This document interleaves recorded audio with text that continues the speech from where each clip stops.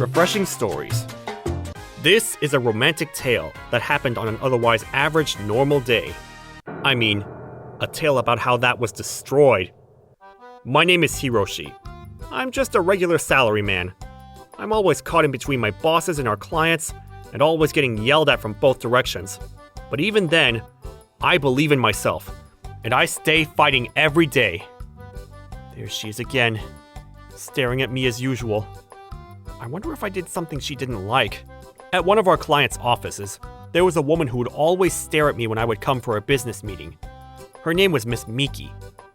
Anytime I would happen to pass by her in the hallway, Miss Miki always seemed like she was purposely avoiding me. Then one day, by coincidence, I ended up in the same elevator as Miss Miki. Ah! Oh, hi! How are you? What? Fate? I mean, no, fine. Yes, fine. Is it just me, or are you super nervous? However, in some twist of fate, the elevator that we were both in just so happened to break down, and the two of us were stuck alone in the elevator car together. This became the turning point of my life. I'm sorry that you're stuck with someone like me in this situation. No, if anything, I should be the one apologizing. Actually, I've been wanting to ask you, did I do something to offend you? Offend? No, not at all. If anything, I see how hard you work and I've always admired it. And I started to wonder what kind of person you are. Before I knew it, I was always looking for you. But now I sound like a complete creep. I'm sorry. Turns out that Miss Miki was interested in me, and I was very happy to hear it. But on one hand, I'm completely useless and can't do anything. And I'm always an inconvenience to everyone around me. You can't just say that about yourself. Everyone is the same. We're all just causing each other inconveniences. But that's why we all forgive each other, too. I never thought about it like that. As we got to talking, I found out that Miss Miki was living with her parents and commuting to work, but that her mother was quite the dominant figure and a perfectionist who had very high expectations. That's why I really need to work a lot harder, but I don't know. I'm never good enough. That's not true at all. You're a wonderful person, Miss Miki. At the very least, you take your life seriously and work hard. I'm sure your mom feels the same way, and that she wouldn't be able to survive without you. You're doing plenty. More than enough. Maybe... Wait, my eyes? Right then and there, the doors finally opened, and it looked like I had made her cry. Soon after, the Golden Week holiday rolled around. I wanted to cheer her up, so I decided to take Miss Miki on a 3-day, 2-night vacation, and the two of us got to spend a dreamlike holiday together. However, on the bullet train home was when the incident happened. That was so much fun! Yeah, I think that will be a trip that I remember for the rest of my life. Thank you so much for bringing me with you. If it cheered you up even a little bit, that's all I care about the most. I'm gonna go to the restroom. Can you watch our stuff for a minute? Okay, see you soon. What on earth am I doing? I'm also getting yelled at every single day. I'm sure if Miki saw that, she'd never take me seriously again. Whoa! When I came out of the toilet, Miki was standing right there. I don't know if I'm allowed to say something like this, but this is just a fun time for you, right? Huh? Oh, it's not like I'm mad or anything, okay? The last 3 days, I really had so much fun. And I got a lot of courage too. And you made me believe that maybe I can change. So I am genuinely really grateful. But how can I say this? If this is all just fun for you and nothing serious, then I am also happy that you chose me to have fun with. But I don't want anything that's not serious, and so before I develop any more feelings, if you're just going to distance me anyway, then I would rather end things on a high note right now. That's what I thought, I think. I don't want that at all. I don't want you to misunderstand my intentions either. I just wanted you to see a cool side of me, so I was trying to show off. In reality, I'm always getting in trouble and always getting yelled at. I have a low salary. I make a lot of mistakes. In a lot of videos, I get cheated on. I may act like I have it all together, but in reality, I'm just another loser. That's not true, and that doesn't matter anyway. It was you that taught me that none of it matters. Miki, as long as I'm with you, even in the most mundane of days, I can find meaning in them. That's how I feel. Well then, does that mean you'll be by my side from now on? Forever. Let's get married. Oh, wait, that's way too fast! Oh, okay, so that part is still normal. When we got back to our seats, some drunk people had slid into our designated seats. Excuse me, those are our seats right there. Huh? Do you want to complain about it? It's not really a complaint, but they're designated seats. You're gonna make a pregnant woman get up? Huh? Look at this stomach on her. Right, Miyako? Tori, this isn't a baby, it's all me! You idiot, don't give the truth right now! Oh, you were trying to make it look like I'm a pregnant woman and that your plan was to get them to give us their seats. You're just now realizing that? You really are so stupid.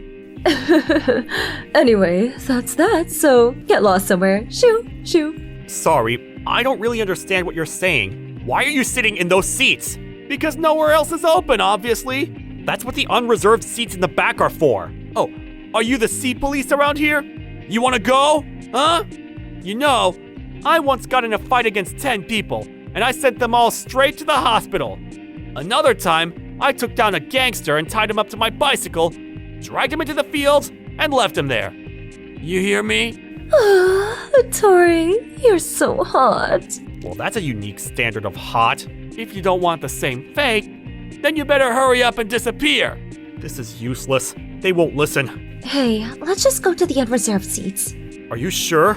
I don't mind at all. However, the unreserved seating was even more packed, and there wasn't even space for us to stand anywhere. I decided to get the train conductor involved. Excuse me, there are people sitting in our reserved seating, and they're refusing to move. Can you please do something about it? Noted, sir. Please wait over by the seats. Please sit in the correct designated seat in the reserved area as noted on your ticket. Thank you very much for your cooperation. What? That's it? Just an announcement? After that, no other attendant came to help us either. I'm sorry, but we actually paid the money and bought these seats, so could you please move? Huh? You're so annoying. Seat this, seat that. Are you trying to fight me right now? No, we just want you to follow the rules.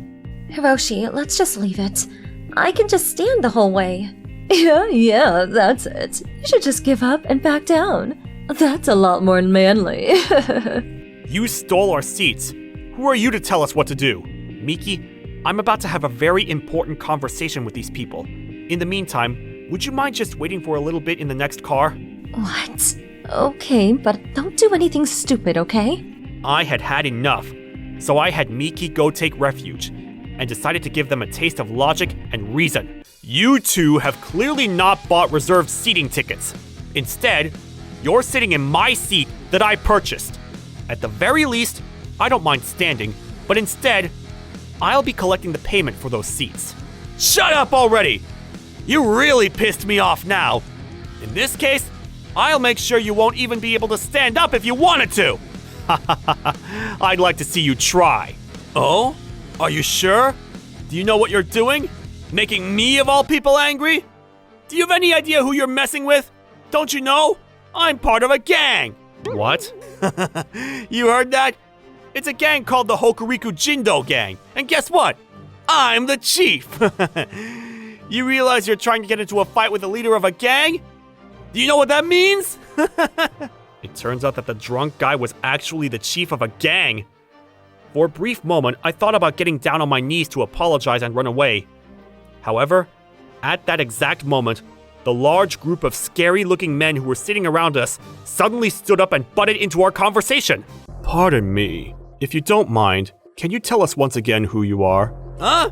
Like I said, I told you, I'm the chief of the Hokuriku Jindo Gang. Yeah, that's right. Are you deaf, you old man? Surely at the very least, you're not the chief. Huh? Who the hell are you? And what makes you so sure? Well then, have you actually met the guy? I have. In fact, I know him quite well. What? I see, so that's the situation. So sorry, I'm a little drunk and I guess my mouth slipped a little. So, are you a member of the Hokuriku Jindo Gang? Oh, no, well, how do I put this? An acquaintance? something like that? Well, that's perfect. My name is Sugiyama. I'm with the Fukui State Police Department. Police?! That's right. By pure coincidence, all of the scary-looking men that were around us were actually various members of the police department. We were just looking for affiliated members with that gang for our organized crime investigation. Can we please have you accompany us to the station? Oh, well, earlier, that was just a little... it just came out of my mouth because of the alcohol. Can we ask for your help in the investigation? This is optional, right? Yes, but if you refuse, then it just makes you look even more suspicious. I'm just a regular average person, that's all. That's right. This person actually always loses in fights. And that story about the gangster in the fields is true, except it was the opposite. He was the one that was dragged. You idiot! Don't give the truth right now! He has nothing to do with any gangs, and he hasn't done anything that's illegal either. You idiot! Just keep your mouth shut! Why? I'm just telling the truth. You're acting so tough against a weak opponent. But the second you talk to the police, you're shaking in your pants. What did you just say? Damn it! I can step up when I need to! Move! Make way! The drunk man tried to push past the police inspectors. However, that turned out to become my revenge. Oh, you just touched me, didn't you? You just laid hands on a police inspector, didn't you? What do you want? I was just trying to get off! You're under arrest for assaulting an officer of the law. Did you just say assault? For that? Assault? That's right. Assault is a crime. How freaking sensitive are you? You can tell me more at the station. Let go of him! Tori said he didn't do anything. You heard him? Nope. We caught him red-handed. This is a wrongful arrest. And you, too, are now under arrest for the obstruction of justice. Me? That's right. There are plenty of things that we want to ask you about. Ah! Help! I didn't think this would turn into such a big deal. My apologies. I didn't do anything wrong! That may be true outside of this train, but you can't steal somebody's reserved seats. And just like that, the two drunks were taken by a large group of police and escorted off the train. I went back to get Miki, and we made it into our seats for the rest of the ride home. What happened? It looks like a big commotion. By coincidence, there were a lot of police around us. Police? After that, the drunk couple were questioned and investigated over the course of a few days, and were eventually let free by the police. However, another passenger had been recording our interaction on the train, and they sent that footage to a reporter, and they instantly became famous. Is it true that you have a deep connection to the Hokuriku Jindo gang, Mr. Atori? Obviously that was a lie. Please, don't exploit me anymore. On top of that, the actual Hokuriku Jindo gang ended up clarifying and making an official statement through the reporter and the magazine. We will never forgive the idiot who thought he could use our name like that, was what they said. Tori, is it just me, or are we in a really bad situation? I never thought it would get this out of hand. I'm sure the two of them won't be able to get on the bullet trains anytime soon. On the other hand, Miki decided to move out of her parents' house and declared that she didn't care how many times she might fail, but that she wanted to follow her dreams and find a job that she likes. No matter how many times she may fail, I vow to always be there to support her. Thank you for watching all the way till the end. Don't forget to subscribe and smash that like button. And if you have time, please check out our other videos as well. Alright then, see you next time. Bye.